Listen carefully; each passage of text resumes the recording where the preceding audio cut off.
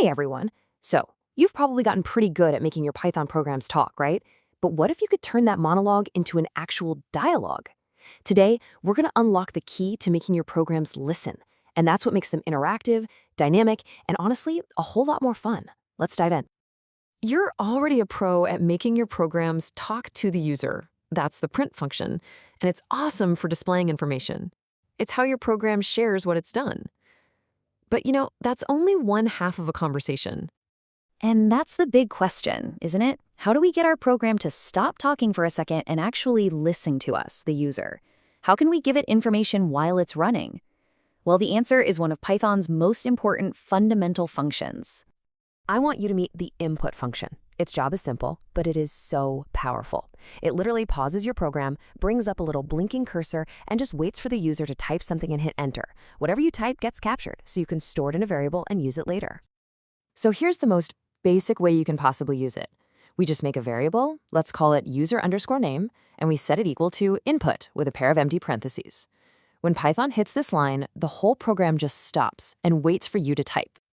But yeah, when we run that code, this is what we get. Just a blinking cursor. Seriously, if you were a user running this for the first time, would you have any idea what to do? Are you supposed to type your name? A number? A secret password? It's kind of awkward and not very friendly. The fix for this is, thankfully, super simple. Instead of leaving those parentheses empty, we pass a string of text inside them. We call this string a prompt, and its job is to guide the user. I mean, just look at the difference. The one on the right is so much clearer. It tells the user exactly what you want from them. And this is where the real magic happens. Once the program grabs the user's name, in this case Gemini, we can use that variable to create a personalized, dynamic greeting. The program isn't static anymore. Its output actually changes based on who's using it. This right here is the foundation of interactive coding. All right, so now that you see how it works, I need to share the single biggest trap that pretty much every new programmer falls into when they use this function. It's a gotcha that can cause some really strange bugs if you don't see it coming.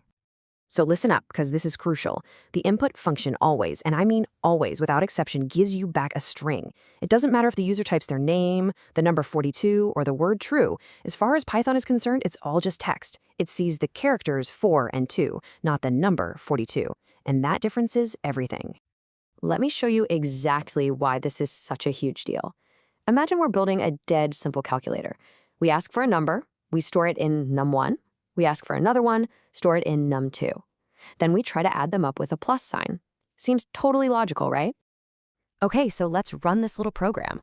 I'm going to enter 10 for the first number and 5 for the second. Now, take a second.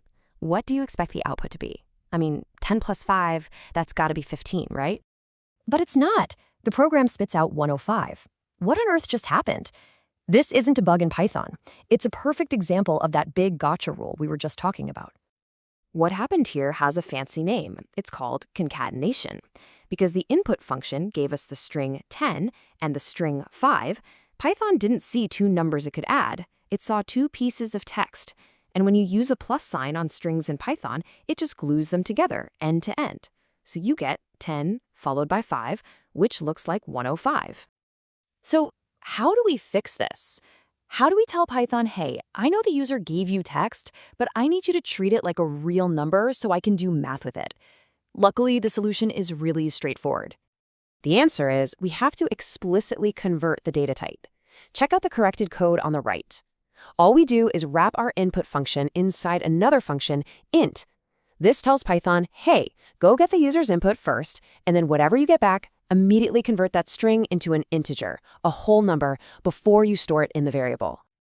And you've really got two main tools for this. You wrap input with int if you're expecting a whole number like 10 or 25 or negative 100.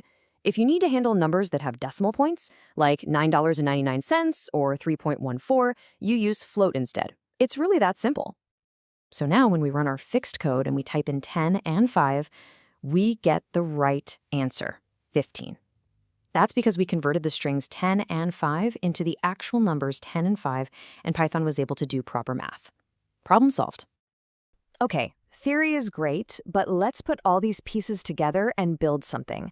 We're going to make a little biobot that asks a few questions and then spits out a personalized summary based on the answers.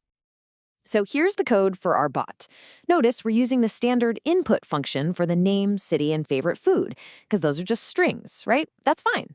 But for the age, look closely. We wrap it in int function.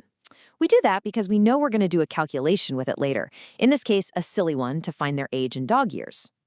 All right, let's run it. The program asks for a name. Let's say Aisha. Then the city, Abbottabad. It asks for age. We'll type in 25. And finally, a favorite food, biryani. The program has now captured all of that information.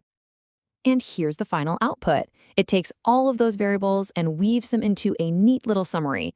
It says hello using the name, it mentions the city, and then it uses that integer we got for the age to calculate the dog years. 25 times 7 is 175.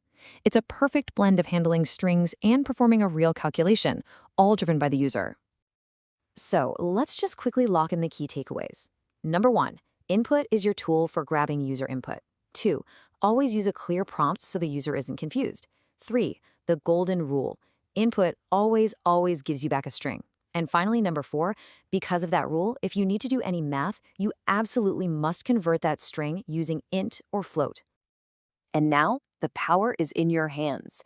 You can make quizzes, little calculators, text adventure games, tools that customize their output. The input function is your gateway to all of that. So the only real question left is, what interactive program are you going to build first?